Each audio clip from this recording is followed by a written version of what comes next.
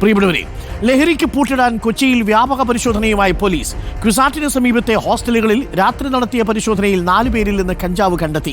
Private ഹോസ്റ്റലുകളിലും PG-കളിലുമായിരുന്നു പരിശോധന. Paying guest സെന്ററുകളിൽ Kochi നഗരത്തിലും രാത്രി നടത്തിയ വാഹന പരിശോധനയിൽ കഞ്ചാവുമായി 3 പേർ പിടിയിലായി.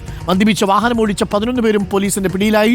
അലി അക്ബർ ഷാ ചേരുന്നു കൂടുതൽ വിവരങ്ങളുമായി. അലി അക്ബർ ഷാ, കളമശ്ശേരി പോളിടെക്നിക്കിലെ സെർച്ചിന്റെ തുടർച്ചയായി എന്ന് വേണം കരുതാൻ. കൊച്ചിയിൽ പലയിടങ്ങളിലും പോലീസ് ഇന്നലെ വലിയ രീതിയിലുള്ള പരിശോധനയാണ്, കോമ്പിംഗ് ആണ് ഇന്നലെ നടത്തിയത്. ഓപ്പറേഷൻ ഡി ഹണ്ടിന്റെ ഭാഗമായി. ഒരുപക്ഷേ ഈ കളമശ്ശേരിയിലെ വിവരത്തിന്റെ അടിസ്ഥാനത്തിൽ പലരും അവരുടെ വാസസ്ഥലങ്ങളിൽ നിന്ന് മാറ്റിയിട്ടുണ്ടാവാം എന്നുകൂടി നമ്മൾ മനസ്സിലാക്കുന്നു. എന്താണ് ഇന്നലെ രാത്രി നടന്ന തെരച്ചിലൊടുവിൽ ലഭ്യമായത്?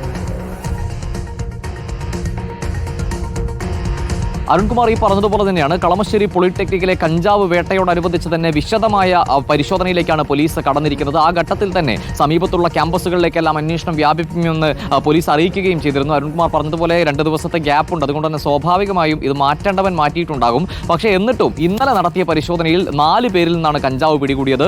ക്യുസാറ്റ് ക്യാമ്പസിന്റെ പരിസര പ്രദേശങ്ങളിലുള്ള പ്രൈവറ്റ് ഹോസ്റ്റലുകളിലും പേയിങ് ഗസ്റ്റായിട്ട് വിദ്യാർത്ഥികൾ താമസിക്കുന്ന കെട്ടിടങ്ങളിലുമാണ് ഇത്തരത്തിൽ ഒരു മിന്നൽ പരിശോധന ഇന്നലെ രാത്രിയിൽ പോലീസ് നടത്തിയത്. ഇന്നലെ നടത്തിയ നൈറ്റ് കോമ്പിങ്ങിൽ 4 വിദ്യാർത്ഥികളിൽ നിന്നും കഞ്ചാവ് പിടിച്ചെടുത്തിരിക്കുന്നു. ഇത് ചെറിയ അളവിലുള്ള കഞ്ചാവാണ് ഇപ്പോൾ ഈ വിദ്യാർത്ഥികളിൽ നിന്നും പിടികൂടിയിരിക്കുന്നത്. പരിസരത്തുള്ള എല്ലാ ഹോസ്റ്റലുകളിലേക്കും ഇന്നലെ രാത്രി നേരം ഇരട്ടി പുലരുവോളം ഈ പോലീസിന്റെ പരിശോധന ഉണ്ടായിരുന്നു. പോലീസും ഡാൻസ് സ്റ്റാഫും ചേർന്നാണ് ഈ രാത്രിയിലെ നൈറ്റ് കോമ്പിംഗ് നടത്തിയത്. അതുപോലെ തന്നെയാണ് ഇന്നലെ രാത്രിയിൽ കൊച്ചി നഗരത്തിൽ വിവിധ ഭാഗങ്ങളിലായി നടന്ന പരിശോധന. അതിൽ വൈറ്റില ഹബിന്റെ ഭാഗത്തുനിന്നും നടത്തിയ പരിശോധനയിൽ നിരവധി ആളുകളാണ് ലഹരി വസ്തുക്കളുമായി പിടിയിലായത്. വാഹന പരിശോധനയിൽ 4 പേരിൽ നിന്നാണ് കഞ്ചാവ് കണ്ടെത്തിയത്. 11 പേരാണ് ഇന്നലെ ഈ വൈറ്റില മൊബിലിറ്റി ഹബിന്റെ ഭാഗത്തു നിന്നും മാത്രം മദ്യപിച്ച് വാഹനം ഓടിച്ചതിന് പിടിയിലായത്.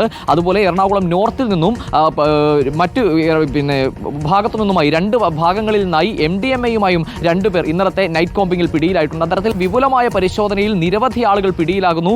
ഇതൊരു സ്ഥിരം പതിവ് പരിപാടിയാണ് കൊച്ചിയിൽ എന്നതിന്റെ നേർക്കാഴ്ച കൂടിയാണ് ഇത്തരത്തിലെ ഇന്നലത്തെ നൈറ്റ് കോമ്പിങ്ങിൽ മാത്രം ഇത്രയും അധികം ആളുകൾ വാഹനത്തിൽ സഞ്ചരിക്കുമ്പോൾ ഈ ലഹരി വസ്തുക്കൾ കയ്യിൽ കരുതിയിരുന്നു എന്ന കാര്യം വ്യക്തമാക്കുന്നത്. എന്തായാലും മറ്റു ഭാഗങ്ങളിലേക്ക് കൂടി പരിശോധന വ്യാപിപ്പിക്കുകയാണ്. ഇനി രാത്രികാലങ്ങളിൽ എക്സൈസും പോലീസും സംയുക്തമായുള്ള പരിശോധനകളാണ് കൊച്ചി നഗരത്തിൽ വ്യാപകമായി നടത്താൻ പോകുന്നത്.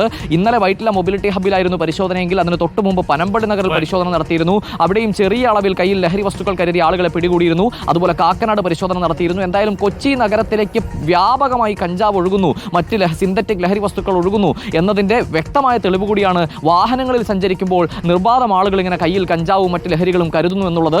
അന്വേഷണം പരിശോധന വിപുലമാക്കിയിരിക്കുകയാണ്. കൂടുതൽ ക്യാമ്പസുകളിലേക്ക് ഇത്തരത്തിൽ ഈ പോളിടെക്നിക്കിൽ നിന്നും ലഹരി ഒഴുകിയിട്ടുണ്ട് എന്ന കണ്ടെത്തലും പോലീസിന്റെ ഭാഗത്തു നിന്നുമുണ്ട്. ക്യാമ്പസിലേക്ക് എത്തിയ 4 കിലോ കഞ്ചാവിൽ 2 കിലോ മാത്രമാണ് റെയ്ഡിൽ കണ്ടെത്താൻ സാധിച്ചത്. ബാക്കി 2 കിലോ കഞ്ചാവ് എവിടെ എന്നതാണ് ഏറ്റവും പ്രധാന ചോദ്യം. അത് കളമശ്ശേരിയിലും സമീപ പ്രദേശങ്ങളിലുമുള്ള കലാലയങ്ങളിലേക്ക് വിറ്റിട്ടുണ്ടോ, വിൽപ്പന നടന്നിട്ടുണ്ടോ എന്നതാണ് പ്രധാനമായും പോലീസ് പരിശോധിക്കുന്നത്. താങ്ക് യു അലി അക്ബർ ഷായാണ് വിവരങ്ങൾ നൽകിയത്. പ്രിയപ്പെട്ട പ്രേക്ഷകരെ, നമ്മുടെ പോളിടെക്നിക്കലിൽ 4 കിലോ കഞ്ചാവ് എത്തിച്ചു, 2 കിലോ കഞ്ചാവ് മാത്രമേ പിടിച്ചെടുക്കാൻ സാധിച്ചുള്ളൂ. ബാക്കിയൊക്കെ പുകയായി പോയോ, അതല്ല ഏതെങ്കിലും പുകയ്ക്കാൻ വേണ്ടിയിട്ട് ഹോസ്റ്റലുകളിൽ ഇരിപ്പുണ്ടോ എന്നുള്ളതാണ് പ്രധാനപ്പെട്ട ചോദ്യം. എന്തായാലും ആ ചോദ്യം വളരെ പ്രധാനപ്പെട്ടതാണ്. പണ്ടൊക്കെ നമ്മുടെ നാട്ടിൽ ഈ മൂക്കിപ്പൊടി വലിക്കുന്ന അപ്പൂപ്പന്മാരെ കണ്ടിട്ടുണ്ട്. ഇപ്പോൾ നമ്മുടെ നാട്ടിൽ മൂക്കിപ്പൊടി വലിക്കുന്നതിനേക്കാൾ കൂടുതൽ ആളുകളുടെ കയ്യിൽ MDMA-യും രാസലഹരിയുമാണ് എന്നാണ് മനസ്സിലാക്കുന്നത്. എവിടെ പോയാലും ചില ആളുകൾ 10 പേരുണ്ടെങ്കിൽ ഒരു 3 പേരുടെ കയ്യിലും ഇവയുടെ സാന്നിധ്യം ഉണ്ടാകാനുള്ള സാധ്യത കൂടുതലാണ്. കൊച്ചി നഗരത്തിൽ പ്രത്യേകിച്ച് രാത്രികാലങ്ങളിൽ കറങ്ങി നടക്കുന്നവരുടെ കൈകളിൽ ഈ ഇത്തരം ഐറ്റംസ് ഒക്കെ കൂടുതലുണ്ട് എന്നാണ് പോലീസിന്റെ ഒരു അനുമാനം. അതിന്റെ അടിസ്ഥാനത്തിലാണ് പോലീസ് ചെക്കിംഗ് നടത്തിയതും. പക്ഷേ ഈ വാർത്ത വന്നതിനെ തുടർന്ന് ആളുകളൊക്കെ കുറച്ചൊന്ന് പരിഭ്രാന്തരായിട്ടുണ്ട്. സുരക്ഷിതമായ സ്ഥലങ്ങളിൽ ഇതൊക്കെ ഒളിപ്പിച്ചിട്ടുണ്ടാവാം എന്ന് നമ്മൾ കരുതുന്നു. പക്ഷേ പണ്ടൊക്കെ നമ്മൾ പറയുന്ന പോലെ അടിക്കാതിരിക്കുമ്പോൾ കൈവിറയ്ക്കും എന്ന് പറയുന്നത് പോലെ ഇതൊന്നും ഉപയോഗിച്ച് തുടങ്ങിയാൽ അത് നിർത്താൻ വലിയ ബുദ്ധിമുട്ടാണ്.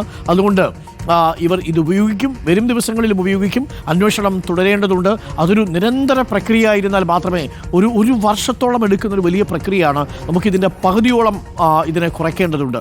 അതിനുശേഷം നമുക്കിതിനെ പൂർണ്ണമായും അടിവേരറുക്കേണ്ടതുണ്ട്.